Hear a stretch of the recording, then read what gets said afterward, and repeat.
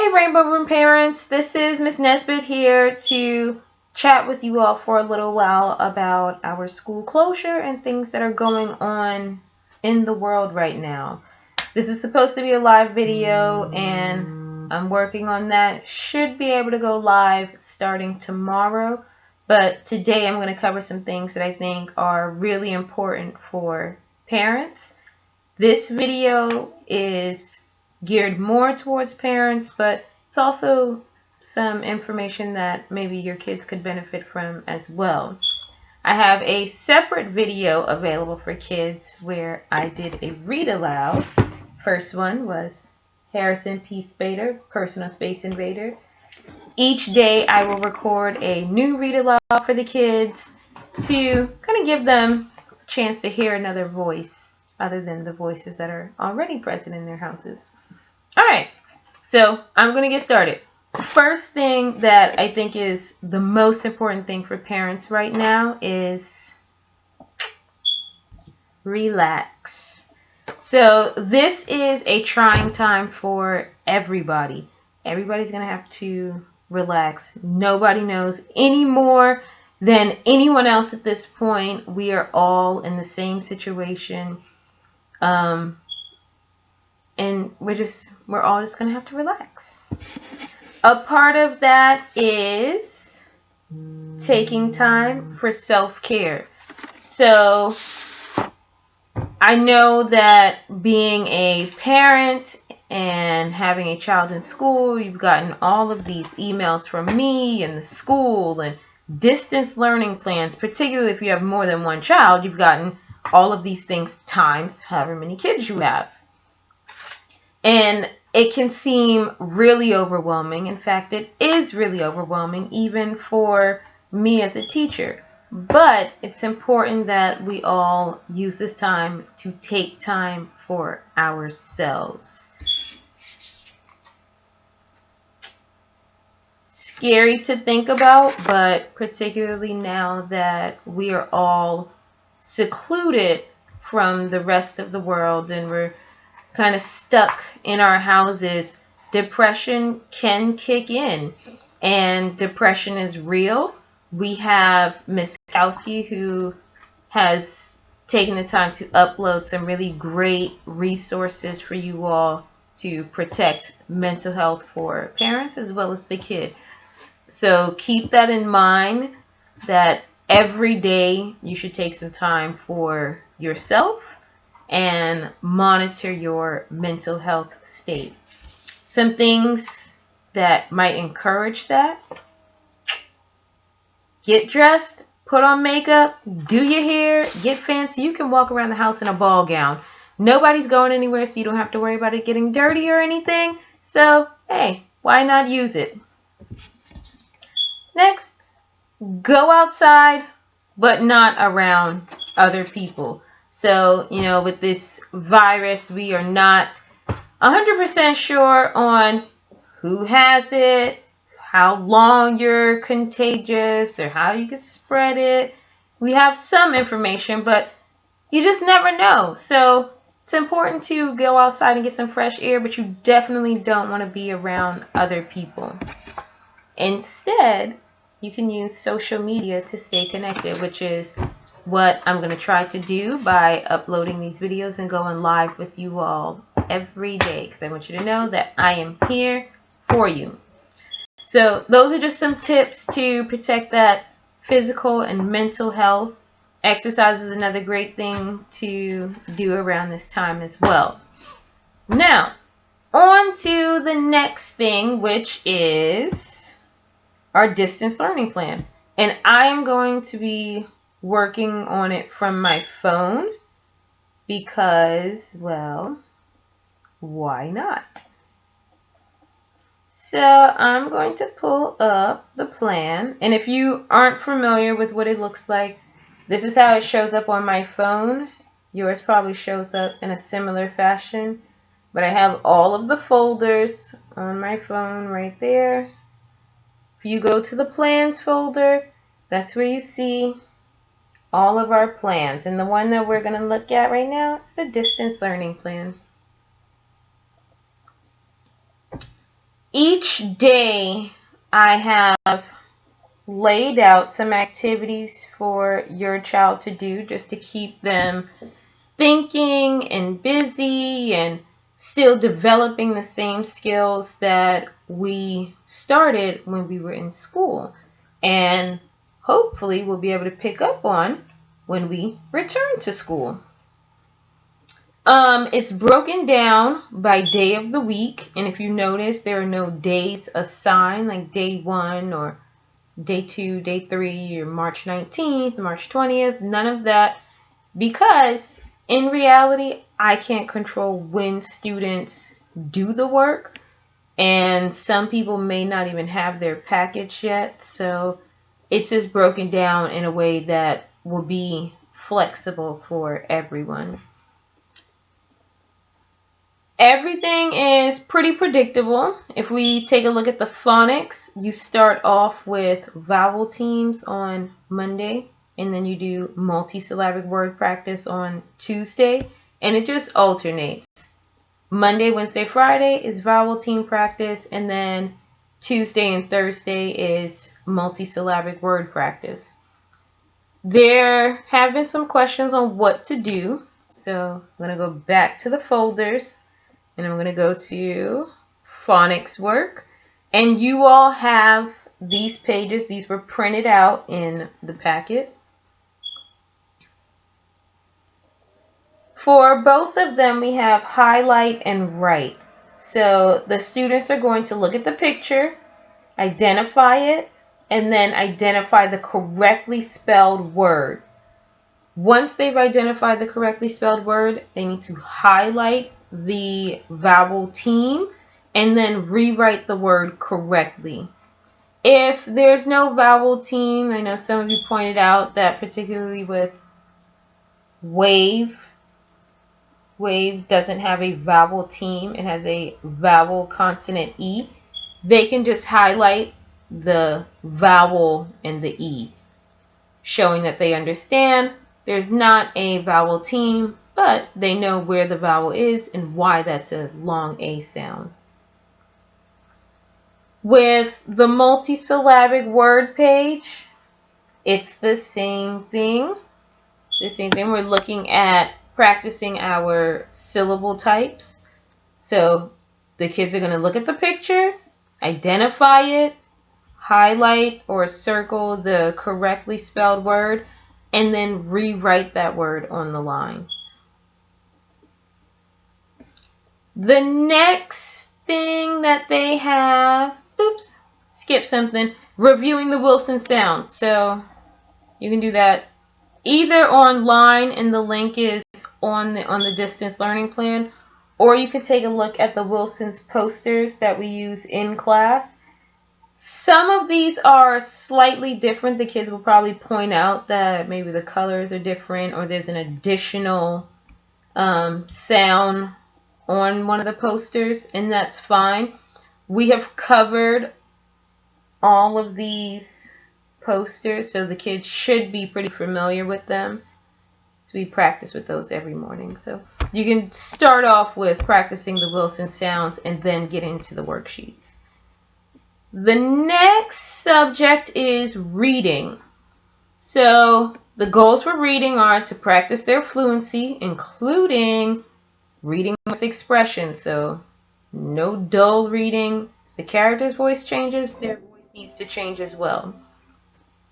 Demonstrating their comprehension, and then also understanding the meaning of the text by making those personal connections. So just like with phonics, it alternates day to day. Monday, Wednesday, Friday, they're reading fiction. Tuesday and Thursday, they're reading nonfiction. Each of those activities, just like the phonics work, can be found in the folders. It's reading comprehension.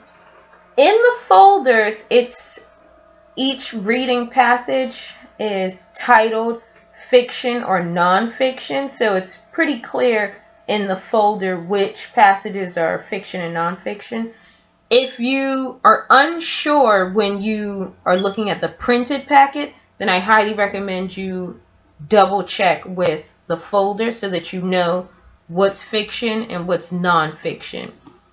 When they look at these passages, the passage is one page, and then they have comprehension questions based on the passage that they've read. The students know they have to first flip the question when they're answering it. They need to write in complete sentences.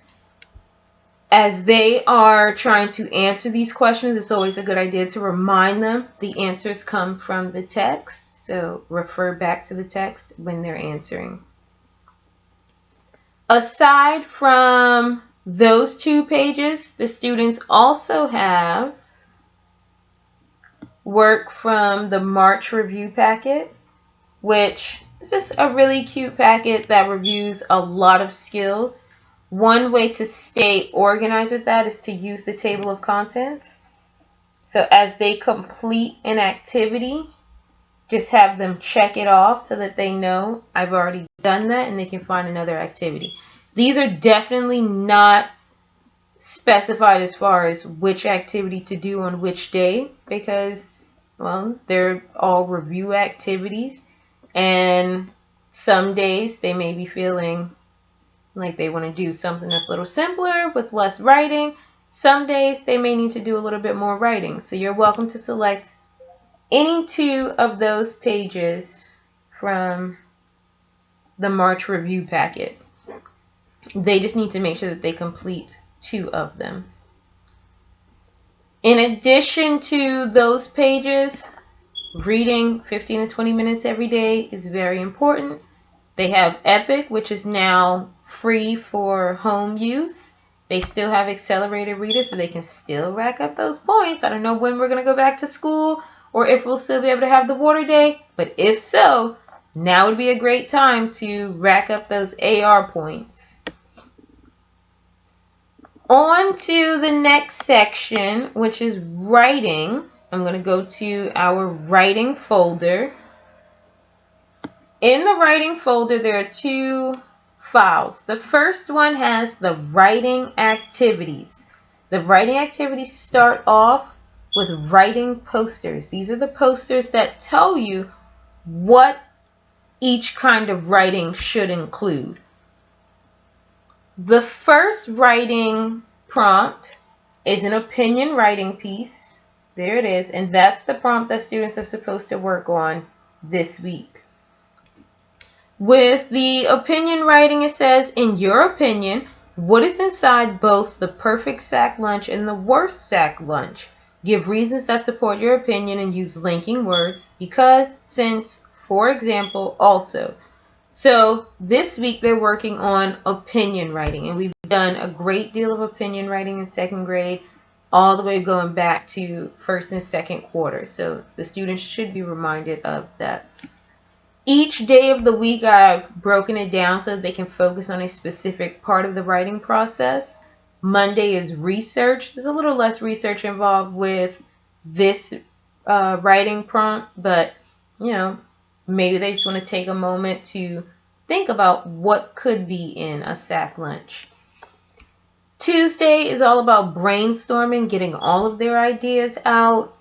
What goes in a sack lunch? What would not go in a sack lunch? You may not want turkey with mashed potatoes and gravy in a sack lunch. So, I don't know how that would work. With probably would be a cold lunch. But hey, who knows? Maybe their sack lunch will go in the microwave.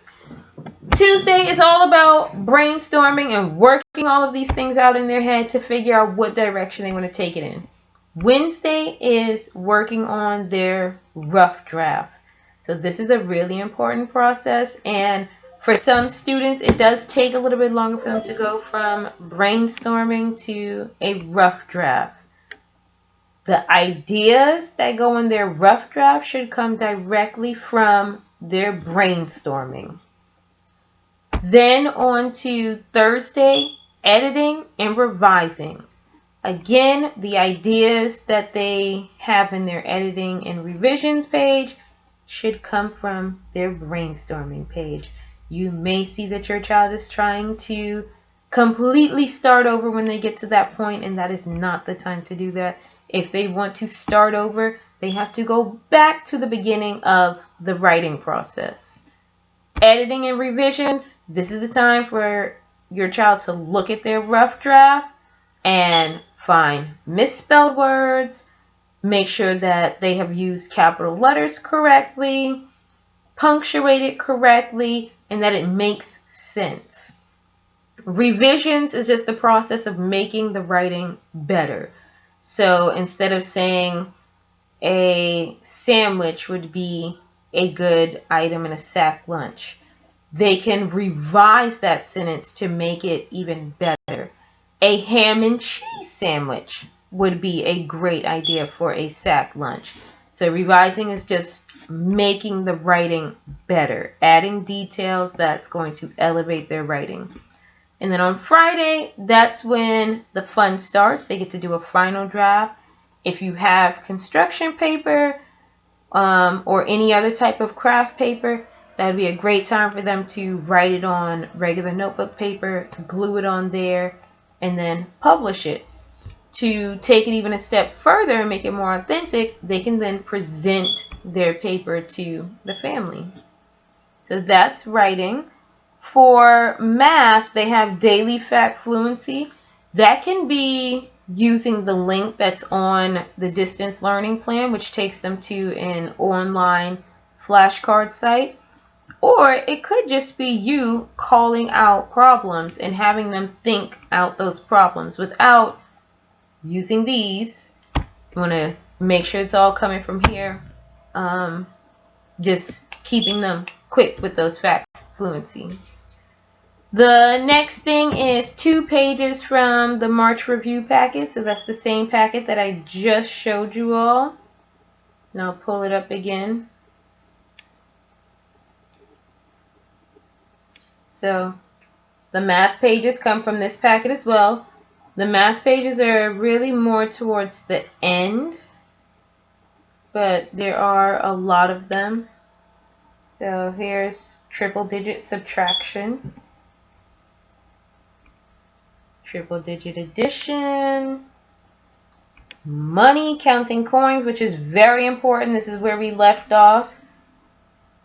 And if you are doing the money pages, it would be a good idea to just take out some real money and have them feel it, have them make note on what it looks like, what size it is, how it compares to other coins, and definitely going over the value. So that is math.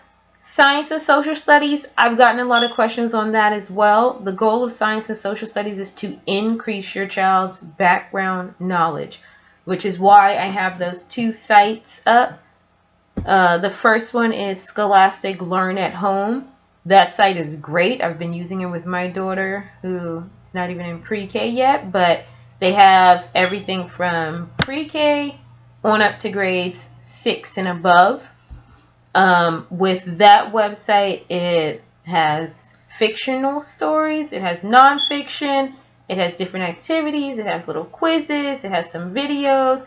It's a really great site to just get the kids thinking about science and social studies. Brain Pop, I have assigned different activities to this class using Brain Pop. One that I just added last night was a video on the coronavirus.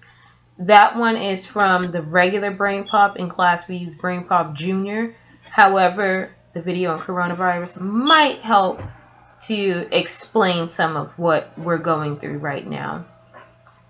And then down at the distance learning plan on the bottom has some digital access information. So a link to Scholastic Learn at Home, the EPIC class code, the link to Accelerated Reader to again rack up those points, the class code for Brain Pop, and then just a reminder that if you have trouble logging into any of those sites to contact me. The next thing that I want to go over was related arts work. So the related arts teachers have classes as well, and they have also included some assignments. So you can see dance, with Miss Callison. There's music with Mr. Norin, guidance, and then there's also PE with Coach Samartano. All of those activities, I believe, are non-written activities, so they are physical activities for the students to do and engage in those subjects. If you have any questions about, which of those activities or how to do those activities or anything like that, you are more than welcome to call or to email those teachers. The next thing is when to turn in all of this work. Well, you can hold on to it, and then we will collect completed packets upon our return. Now, if at any point while we are away, you're unsure if your child is doing something correctly, you are more than welcome to take a picture of it and send it to me and ask me whatever questions you have, and I will do my best to respond to those questions and steer you all in the right direction.